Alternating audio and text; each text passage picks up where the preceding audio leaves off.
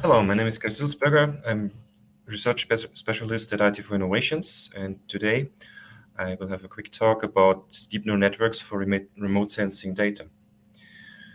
So, remote sensing data, what is that? I have a quote here from USGS that says, remote sensing is the process of detecting and monitoring the physical characteristics of an area by measuring its reflected or emitted radiation at a distance, which is typically done with satellites or aircrafts. But not alone. So there are many other ways how to do remote sensing, like as you can see here in the picture, with balloons, weather balloons, Doppler radars close to the ground, or unmanned aerial vehicles as well, like drones, for example.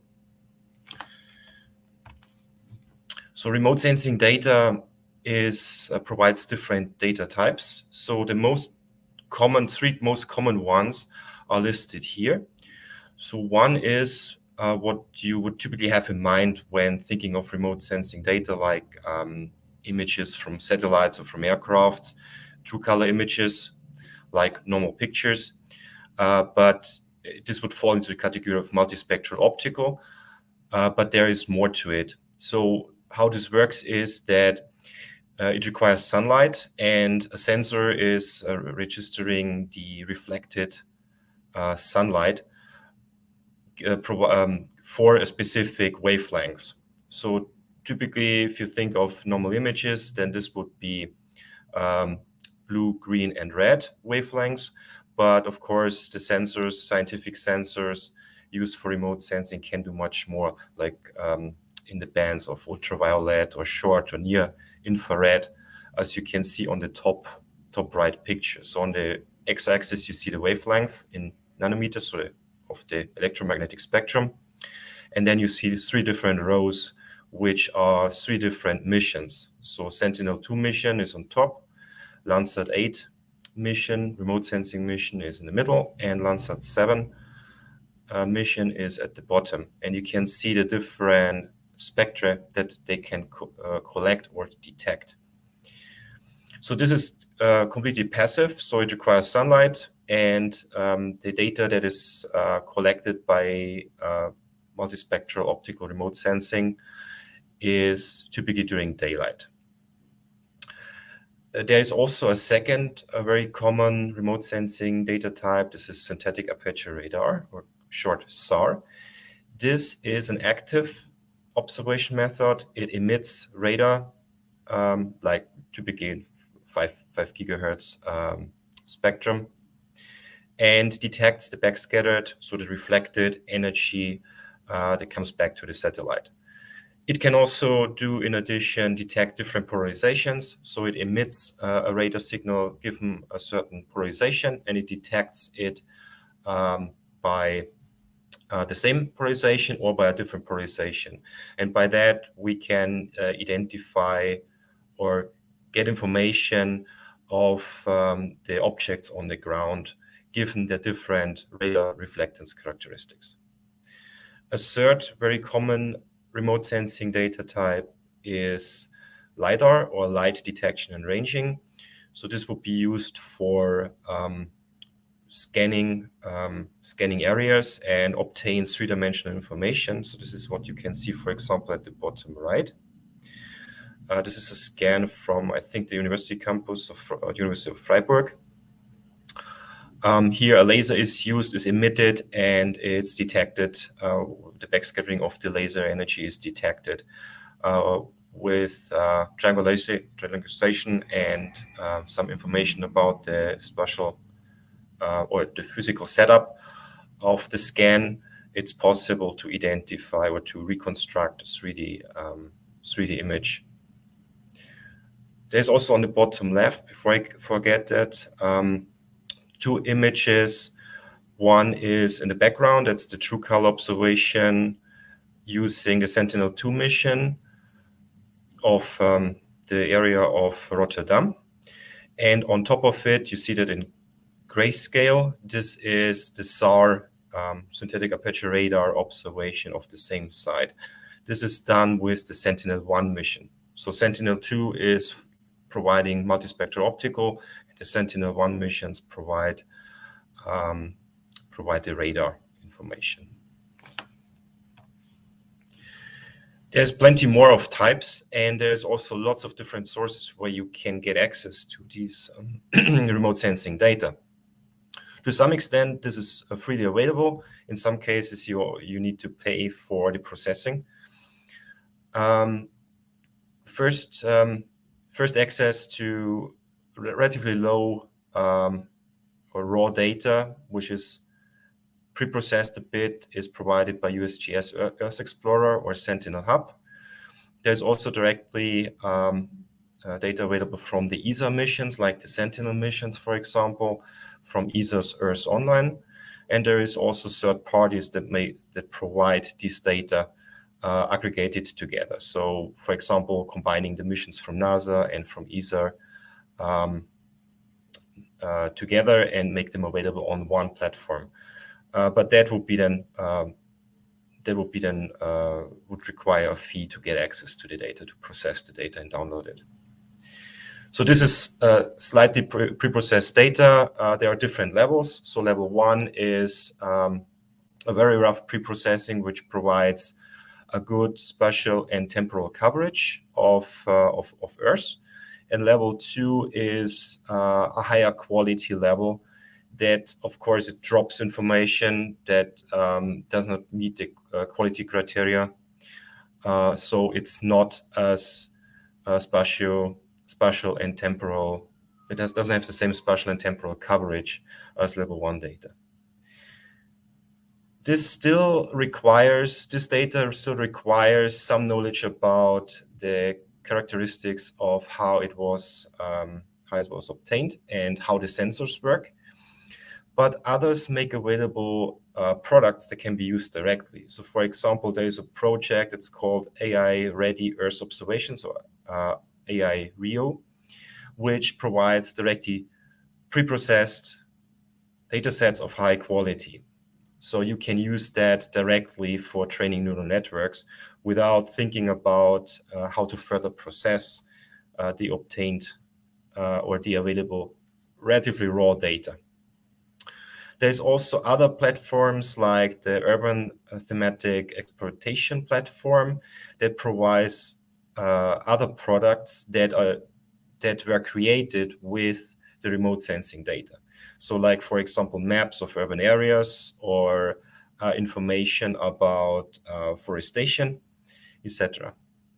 There's also the Google Earth Engine, which is commercial, so it's not really freely available. You need to register for it. You need to ask for access. But it's relatively easy to work with. It also provides the data sets and provides a way to directly process this data and experiment with this data, including, of course, visualization. On the right, you see a screenshot of the USGS Earth Explorer. You can select the area of interest that's highlighted here in red and select the mission types that you're interested in, let's say Landsat 7, for example, and then download the products or the observations from this area for a specific mission and for a specific type, of course. The remote sensing dimensions. This is a characterization of how you can think of remote sensing data in general. So we could say this is spectral, spatial, and temporal data. Spectral because you can have the different wavelengths if you have optical data, or you could also consider the different polarizations using the radar, the SAR observations. Depending on how many of these spectra you have, you would say this is multispectral or this is hyperspectral. So multispectral would be used for a few spectra, and hyperspectral would be used if you have tens or hundreds of different wavelengths or spectra information in your observations. Spatial is because when you observe what's going on the ground on Earth, you either have a two-dimensional data two-dimensional data, or three-dimensional. So two-dimensional in terms of optical observations or radar observations, and three-dimensional if you use, for example, LiDAR. And of course, you don't have just one pixel, you have a set of pixels, the entire area basically that you're interested in, which provides you information about the neighbors, which gives you additional context. So this is what's related to special attribute.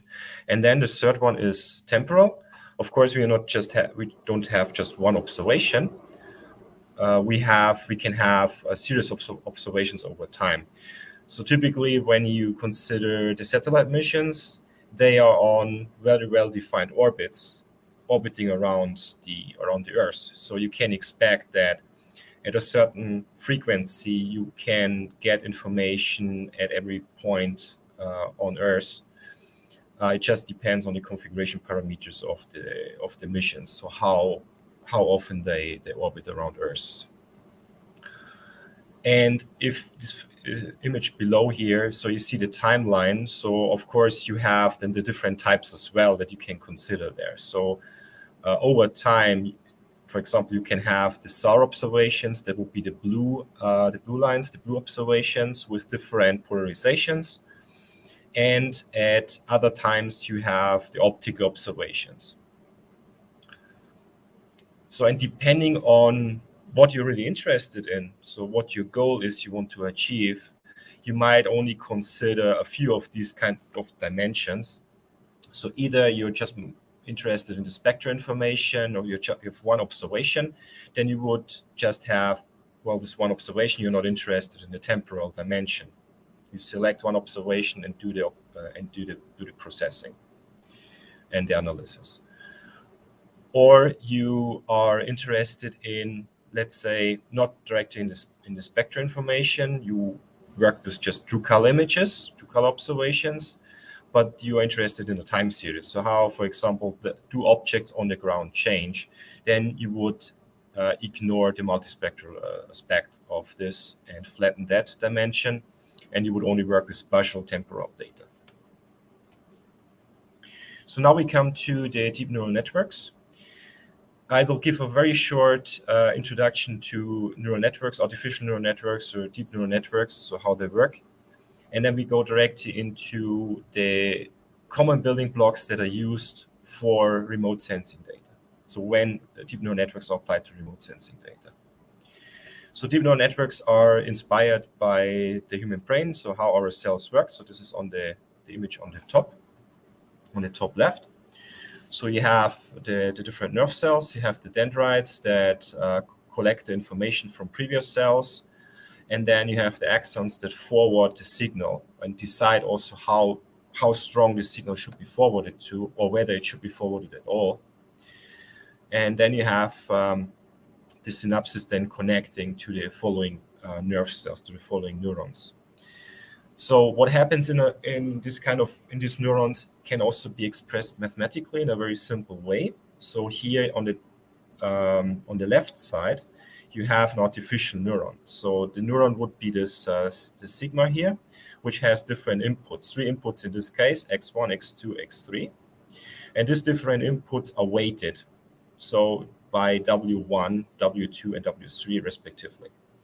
So these weights identify how sensitive this nerve cell reacts to the individual inputs. So different inputs from different previous neurons that could be here on the left side can be weighted differently.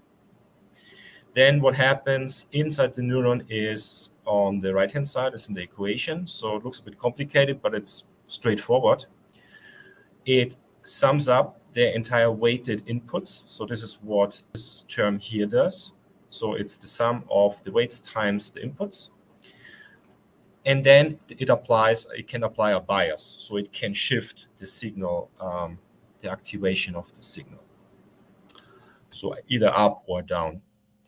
So this itself, so what's in the parenthesis in here, this is strictly linear. So this is just a linear equation, linear dependency.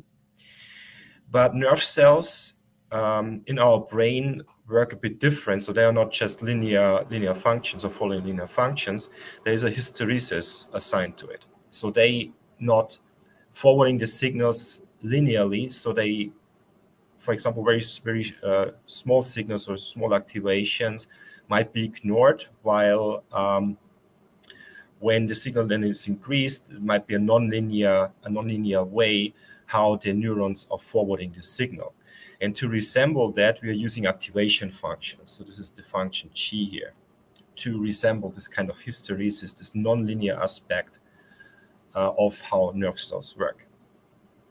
And this allows us to construct, by combining lots of these neurons together in a network, as you can see as an example here on the right-hand side, arbitrary complex neural networks that can, this is what we think, approximate any complex function that we can think of.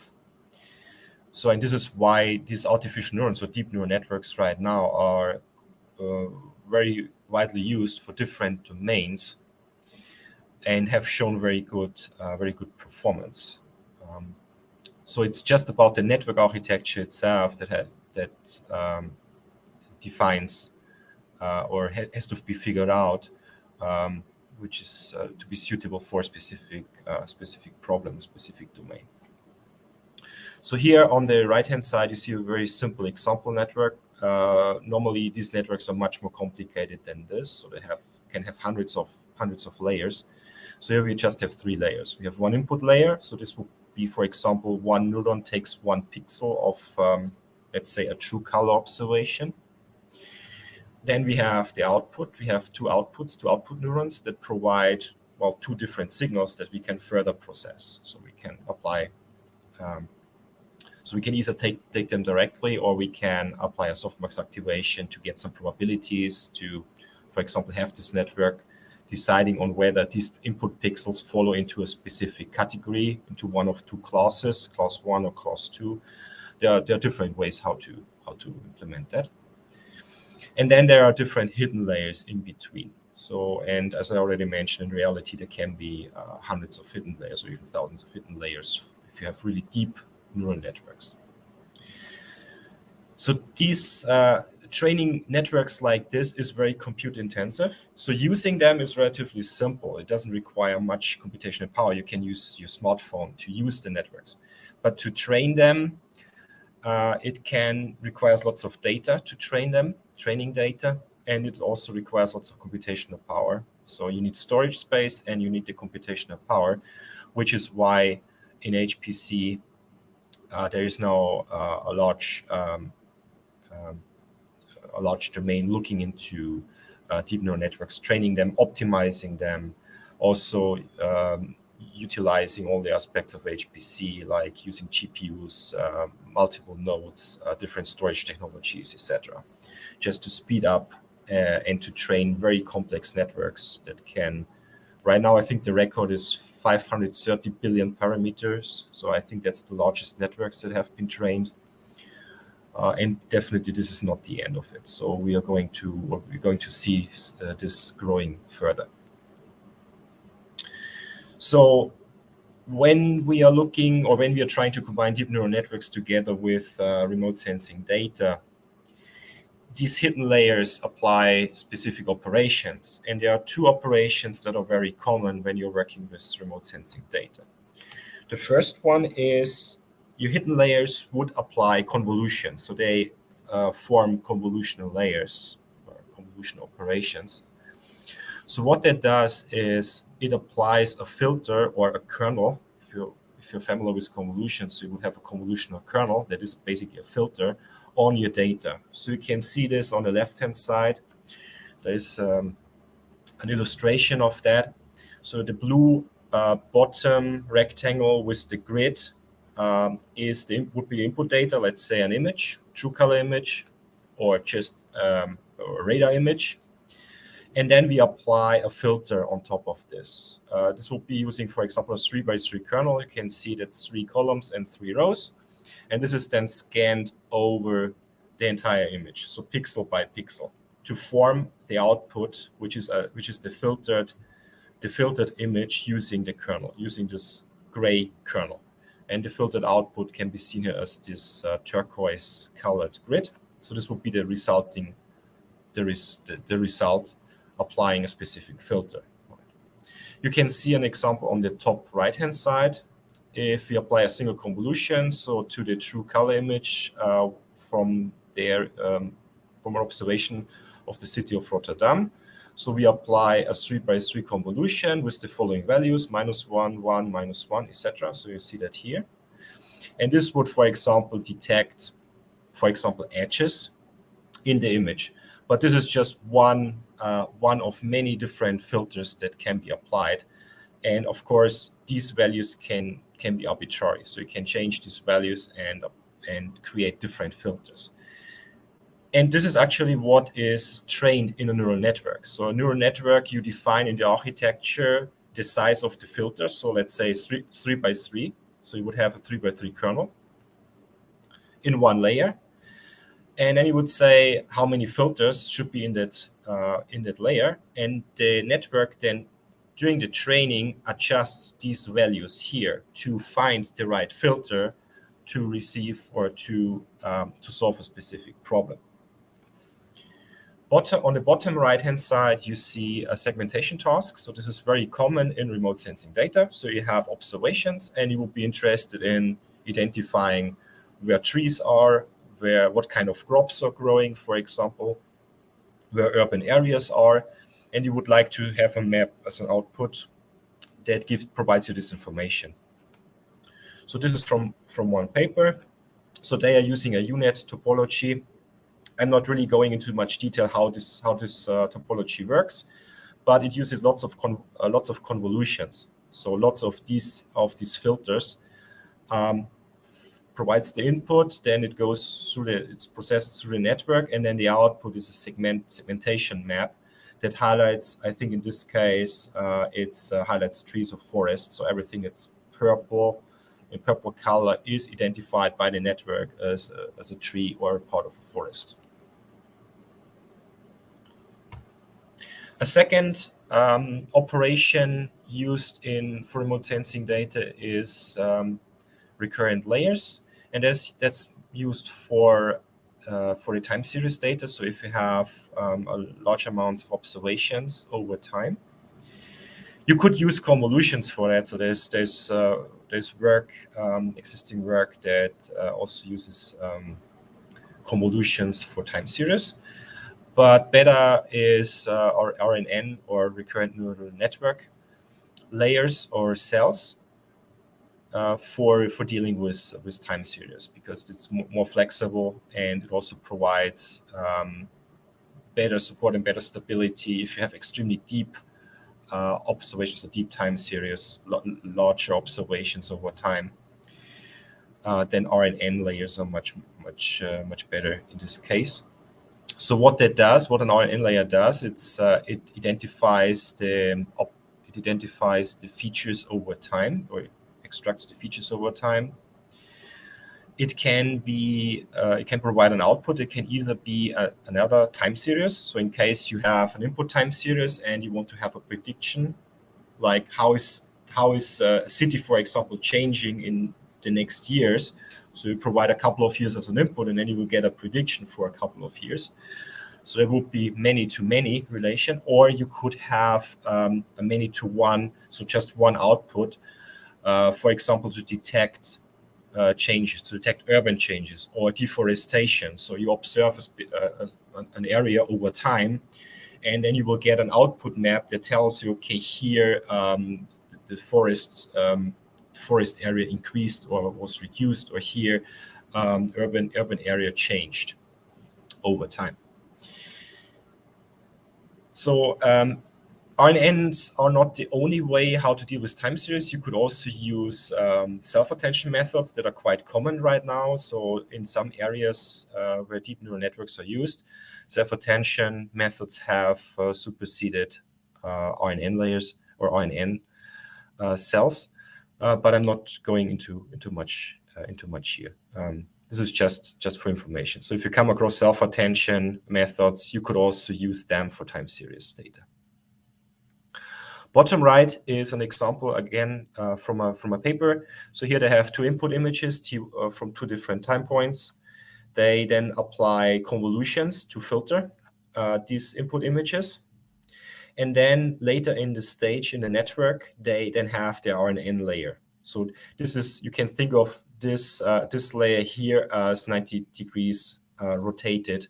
The top image 90 degrees rotated, but with just two memory cells, with just two RNN cells. So one that is taking the picture from time point 1, and the second RNN cell takes the image from time point 2. And what it does is then it identifies the difference between the two images and then outputs this difference. Well, it's further processed as fully connected layers that I'm not going into here. But then at the very end, you can then receive, for example, binary change detection image or a map that identifies, okay, what was really going on between the two images or between the two different points in time. So summary, so remote sensing data provides lots of information over many decades. There are many different missions. I mentioned briefly, there's the Sentinel missions, there are Landsat missions, and there are many more. So also for historic analysis, this can be used. There are different products available for different tasks. So you might be, if you're interested in only changes and optical observations, would not always work, for example, for areas where you have lots of clouds, for coastlines, for example. Then you might want to use radar data, so you can select, so whatever fits for your task or for solving the problem, you can select a different type. There is a large, due to the event of deep learning, there's an explosion of lots of applications and use cases in the remote sensing domain using deep neural networks, using deep learning there for different problems. I already mentioned a few, like the segmentation one, or finding differences of urban areas, or deforestation, for example. And deep learning is relatively easy to apply and to help to analyze very large amounts of data. But of course, not only deep learning. I mean, there's many different ways. So remote sensing is around since the 1970s. Digital remote sensing is around since the 1970s. There are lots of methods, but with deep learning, it's relatively easy to go through large amounts of data and analyze them. Okay, thank you very much for your attention. And if you have any question, I think there will also be a chance to post some comments on the YouTube channel. Thank you very much.